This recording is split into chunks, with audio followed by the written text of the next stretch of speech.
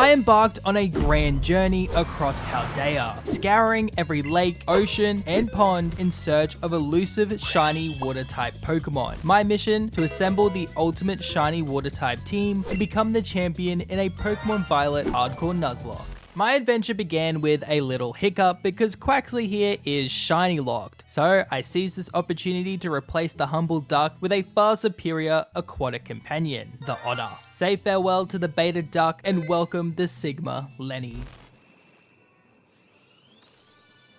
Oh yes! Oh, that didn't take me long at all. Oh, that looks so good. Sorry, I have to be quiet because my roommates are sleeping. It is shell armor, it's lit. Even though Lenny held the Sigma status, he faced a daunting first battle against Nimona and her terrifying Pawmi. Fortunately, we had a hidden ace up our sleeves: egg moves. Thanks to his dad, Lenny inherited Aqua Cutter, which is a big step up from Water Gun. This move proved to be a game changer, allowing Lenny to obliterate Nimona. Now you might assume I'd go hunting for another team member after having to resort to abusing the mechanics of biology, but if Quaxly could solo Katie, so could Lenny. All he needed was one more secret move: Air Slash. Thankfully, this TM was easily obtainable early on, and it may not be as powerful as Acrobatics, but it would surely prove Lenny's worthiness and expose Quaxly for the fraud it is. With Lenny by my side, I confronted Katie with my head held high, and initially things went according to plan as an Air Slash one-shots Nimble. However, Katie's disgusting ball of yarn survived, and surprises me with a powerful Bug Bite. Lenny does manage to knock it out next turn, but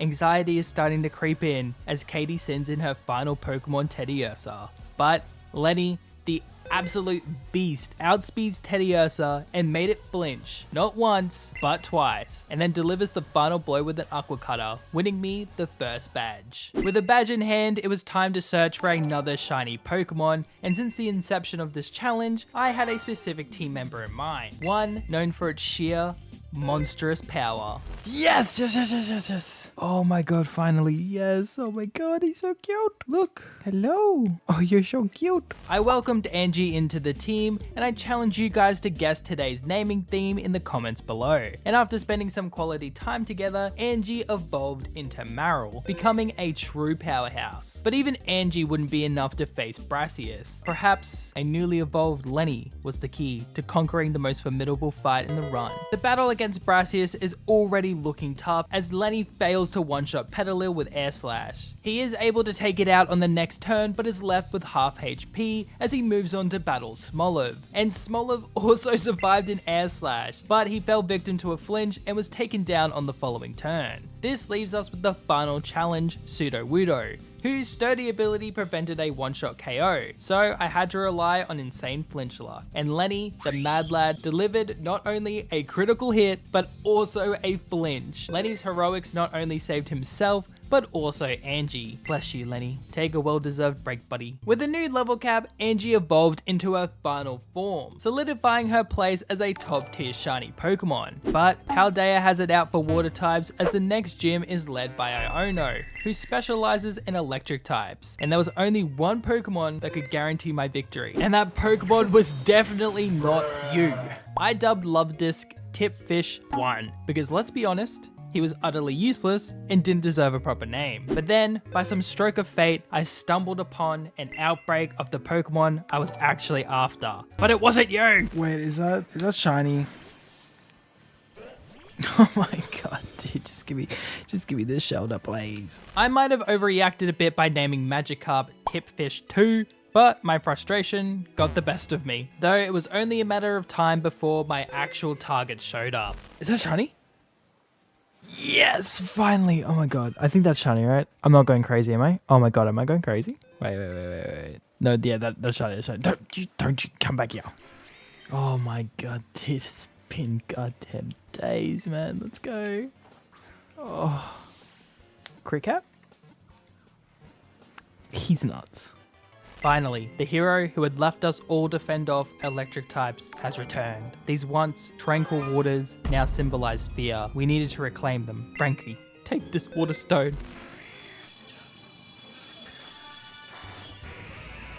Now sadly, Frankie lacked the skill link ability, dampening his offensive power. However, he was still a force to be reckoned with. Oh, and Tipfish 2 evolved too. Which was a nice bonus, I suppose, though I might still be a little bit upset. With Frankie on my side, facing Iono might actually be doable, as she leads with Watch Roll and we lead with the hero Frankie, who starts the battle off with a Shell Smash, boosting all of his offensive stats, but also lowering his defenses. But even with a -1 defense, Frankie barely flinches after being hit by a super effective Spark, thanks to his monstrous 180 base defense stat. Since that Spark did barely any damage, I decided to set up a second Shell Smash, further enhancing his offensive prowess. Frankie then proceeds to obliterate Watch Roll with an Ice Beam, and with a Terra Boost, Surf dispatch the rest of her team, and we emerge victorious in one of the toughest battles in this run, thanks to the slightly broken Shell Smash. To keep things interesting, I don't use this very often, so don't worry, this whole run won't just be Frankie using Shell Smash and winning. Now, with a semi-ban on Shell Smash, I needed a plan to tackle Kofu, and after some research, I discovered the perfect addition to my team, a Pokemon I wish I actually had against Iono from the start.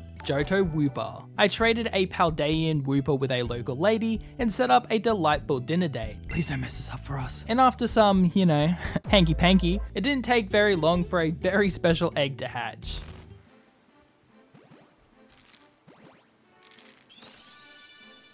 Oh, yes.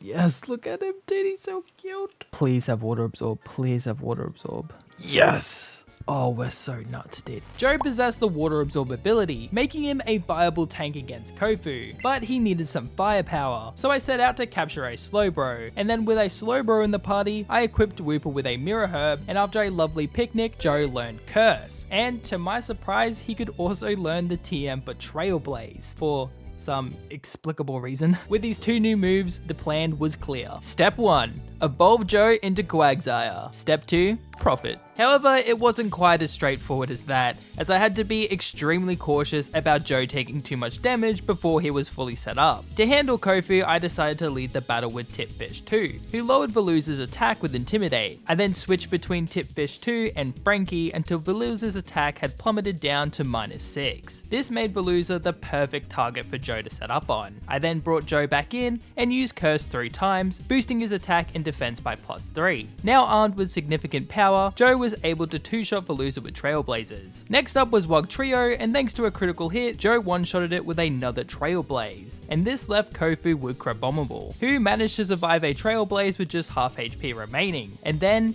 it hit a critical hit slam, leaving Joe with a mere 2 HP. Luckily, Joe hung in there and took out Crabominable on the next turn. We did come dangerously close to losing him in his very first battle though. With the level cap raised to 36, Lenny evolved into his final form, and eager to test out his newfound power, I headed straight to Larry and challenged him for our 5th badge. I begin with the fully evolved Lenny, who raised his critical hit chance with Focus Energy, while Larry's Kamola made Lenny drowsy with Yawn. I then terastallized Lenny to boost his water type moves. Unfortunately, a critical hit Aqua Cutter left Kamola short of the one-shot, and Kamola retaliated with a nasty slam. Lenny then fell asleep due to the previous turn's Yawn, but a Chesto Berry roused him back up. He then finished off the drowsy Kamola with an Aqua Jet. Larry then sends out the Dunsparce, and I mistakenly clicked Aqua Jet instead of Aqua Cutter. Thankfully, I do get a crit, however, the Dunsparce's glare left Lenny paralyzed, allowing it to outspeed on the next turn and hit a Hyper Drill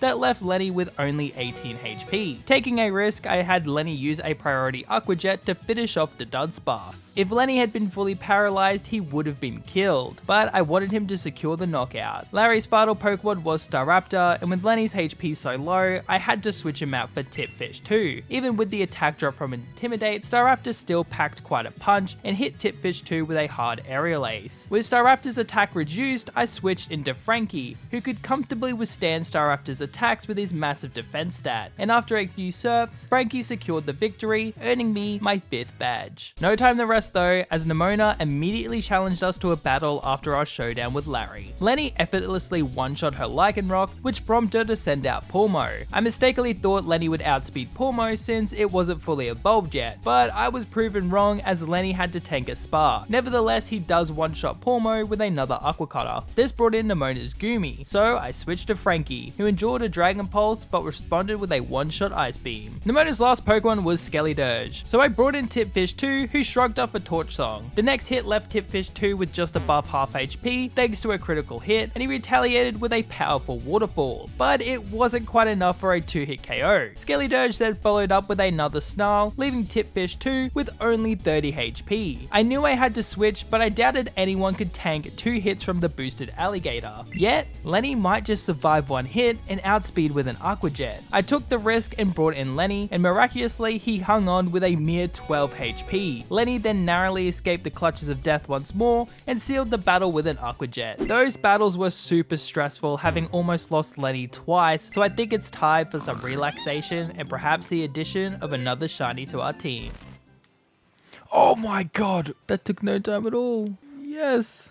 Oh, this is by far the cutest Pokemon in Paldea did. Oh my god, look at him. I wasted no time evolving Ernie into Palafin, and at first glance it didn't appear all that different, but once I got it into battle, its true power would be evident. Excited to showcase Ernie's newfound strength, I hurried over to challenge Rhyme for my 6th badge. I led with Ernie and Lenny, facing off against Rhyme's Mimikyu and Bayonet. I terrestrialized Ernie and flip turned into Bayonet, swapping Ernie with Angie. Thanks to the chip damage, Lenny then finished Bayonet off with a Night Slash. I then brought Ernie back in, now in his heroic form, as Lenny half hits Houndstone with another Night Slash before it vanishes into the shadows with a Phantom Force. Unable to target Houndstone, I doubled up on Mimikyu instead. Ernie hit it with a Jet Punch, breaking its disguise, while Lenny delivered an Aqua Jet, leaving it at half HP. Rhyme retaliated with Vengeance though, hitting Lenny with a double attack of her own, but he miraculously survived with just 2 HP. Lenny, you stubborn little survivor. I switched Lenny out and sent in Angie, while Ernie finished off Houndstone with a Jet Punch. This left Rhyme with her ace Toxtricity, which barely survived Ernie's Jet Punch, and it retaliated with a Discharge, leaving everyone on the field pretty weak. However, Angie managed to finish it off with an Aqua Tail. Finally, we took down Mimikyu with another Jet Punch, securing the victory and earning me another badge. But the battles didn't stop there, as I was ready to face the 7th gym leader, Tulip. But once again, Nemona interrupted. But I quickly realized that Angie was a force to be reckoned with against Nemona's team, making this battle less challenging than before, so now I could focus on taking on Tulip without any distractions. Now, I'll be the first to admit that I had been underutilizing Fish Tip 2, primarily using him as a support role. This time, I wanted him to shine as the carry of the fight, and I began the battle by setting up a couple of Dragon Dances while keeping him healthy with leftovers. A boosted Crunch at +2 attack was enough to Oko Parigarath, and then Gardevoir entered the field. And since Crunch was a neutral attack, I Terra'd Fish Tip 2 to allow him to one-shot with a boosted Waterfall. Espartha followed, meeting the same fate with a Crunch one-shot, and this left Tulip with her final Pokemon, Florges. But a +2 attack was more than sufficient to secure a one-shot victory. I earned my 7th badge without breaking a sweat. Who would have thought that Gyarados of all Pokemon was such a powerhouse. I then had to do some grinding to reach the new level cap. However, something extraordinary happened when I arrived at the grinding location. Dude, what? I just came to grind Chanseys and I found a Poisel. Oh my god, hello. Hey, let me save. Dude, that's so sick. Hey, little buddy. I think it's like one of the first random shinies I found in this game that I could actually use. Let's go. With the squad now at the level cap, it was time to challenge the final gym leader, Grusha. And for this battle, I resurrected the forbidden Frankie strat, and although I did lead with Frankie, I didn't set up a Shell Smash straight away because Frostmoth posed a threat with its special attacks. Thankfully, Frostmoth had a 4x weakness to Rock Blast, so no setup was required to take it down. Grusha then sent in his Beartic, a much better target for setup since it used physical attacks. So Frankie smashed his shell, and even at +2 attack, Rock Blast needed to hit 3 times for the KO, which was a bit worrisome as Frankie wasn't guaranteed to hit more than twice. Persa Titan followed and Frankie handled it well, allowing him to set up another Shell Smash, boosting his physical attack to a massive +4. Despite the boost, Rock Blast still needed to hit 3 times to take out the Titan, but now Grusha was left with his last Pokemon, and even Altaria survived 2 hits from Rock Blast. Fortunately, Frankie came through with a clutch by hitting a 3rd Rock Blast to finish it off. I guess Skill Link was the friends we made along the way. We've now officially entered the late game, and now it's time to hunt for my final team member. And this team member was going to be the butter to a team full of bread. Well, I mean, if it has the right ability, because our target is Wingull. Wait. Is that shiny? Oh, it's shiny. Let's go. Yes, let's go, shiny Wingull. This run has been so lucky. These outbreaks have been working like actual outbreaks for once. Let's go. Yes. Oh, it has hydration too. Yes. I'm pretty sure that means it should turn into Drizzle, which is exactly what I wanted. Bernie evolved straight away into Pelipper, and now it possessed the Drizzle ability, which would automatically set up the rain upon switching in, boosting everyone's offensive power. And then I finally evolved Lola into a shiny Floatzel, and with all my shinies now fully evolved, it was time to take on the Elite Four. The first member was Rika, and I wanted to give my new team members a chance to shine, so I began the battle with Bernie, who set up the rain. I then U-turned out, swapping in Lola, as Wishcash set up a future side. Lola effortlessly one-shot Wishcash with a rain boosted liquidation. However, Rika then sent in Donphan, which survived the liquidation thanks to its sturdy ability. Donphan then retaliated with a critical earthquake, but Lola, the beast, somehow clung to life with just 28 HP. However, the future side attack that Wishcash had set up finally hit, and Lola met her end in her first battle, marking our first loss of the run. But there was no time for sorrow, as I immediately brought in Ernie and used Flip Turn to finish off Dongfan and bring in Tipfish too, who swiftly cleaned up Dugtrio and Camerupt with Waterfall. This left Rika with her Clodsire, but since it had the Water Absorb ability, I had to switch to Bernie, who gradually whittled it down with several hurricanes. Although the battle did end in a victory, losing Lola in the easiest battle of the run served as a harsh reminder that I needed to play smarter to avoid more losses. Next up was Poppy, who led the battle with Copraja, and I started with Ernie and used Flip Turn to switch into Bernie while Poppy set up Stealth Rocks. I then executed another U-turn, bringing Ernie back in to take out Copraja with a Drain Punch. This drew out Poppy's Magnezone, so I flipped out again, this time bringing in Joe. But Magnezone just set up a light screen, so I guess I could have just stayed in with Ernie. Thankfully, Joe is immune to the discharge, so I'm able to take it out with an Earthquake. With Magnezone gone, I brought Ernie back in and set up a Bulk Up since Corviknight wasn't dealing much damage with Brave Bird. Ernie then landed 2 Drain Punches to clip the bird's wings, and then Bronzong followed for Poppy, and after healing up a bit with Drain Punch, Ernie set up 3 more Bulk Ups, reaching an impressive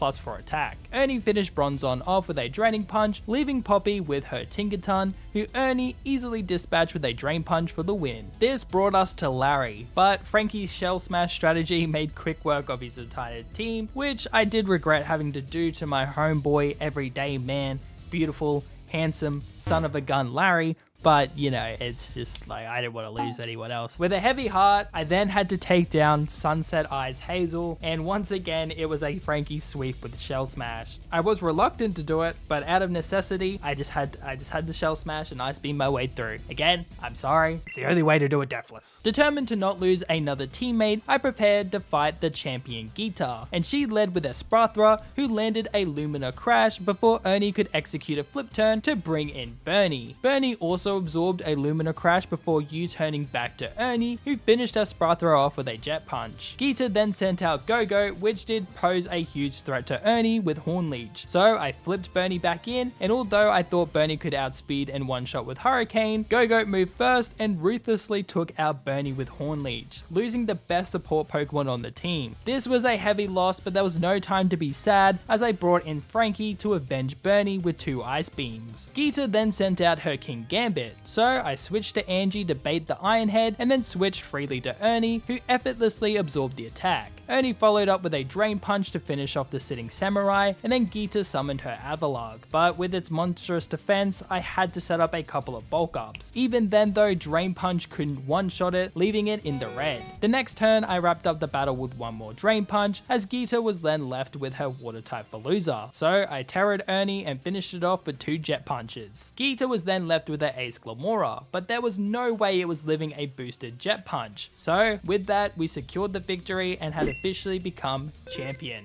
But after receiving congratulations from everyone, it was time to release Bernie. I hadn't spent much time with Bernie, but I was still saddened to see him go. Knowing that win or lose, this would be my last battle with this team, I held one final picnic. And regardless of the outcome, I was grateful to have gone on this adventure with these Pokemon. Now it was time to challenge the true champion of Paldea. Nimona led with Lycanroc, which outsped Ernie and landed a Stone Edge, but Ernie responded with a flip turn that nearly KO'd Lycanroc. I switched in Lenny and finished Lycanroc off with an Aqua Jet. This brought out Nimona's Pawmort, so I brought in Joe, who was immune to the Double Shock, and defeated Pawmort with an Earthquake. Nimona then sent out to Dunsparce, who set up a coil as Joe put it to sleep with Yawn. I switched into Frankie, who hit 2 Ice Beams before having to withstand a massive Hyper Drill, but managed to land one more to finish it off. I then brought in Ernie to face off against Orthworm, which fell to a couple of Drain Punches. Nimona's second to last Pokemon was Goodra, so I switched to Angie, who was immune to Dragon Pulse. Goodra, however, outspared the next turn and hit Angie with a nasty Sludge Bomb. Angie struck back though with a Play Rough for a one-shot. This left Nimona with her Skelly Dirge, which left Angie with just 24 HP after a Shadow Ball. Angie, being the powerhouse that she is, retaliated with a crit Aqua Tail, one-shotting Skelly Urge and winning the battle and the run. Now I know I didn't do any of the storylines in this video, but I'll be coming back to revisit both the Fire type, Water type, and Grass type runs when the DLCs come out. But for now, if you guys are interested, maybe watch me take on the first part of the DLC with Shiny Only Pokemon. It's a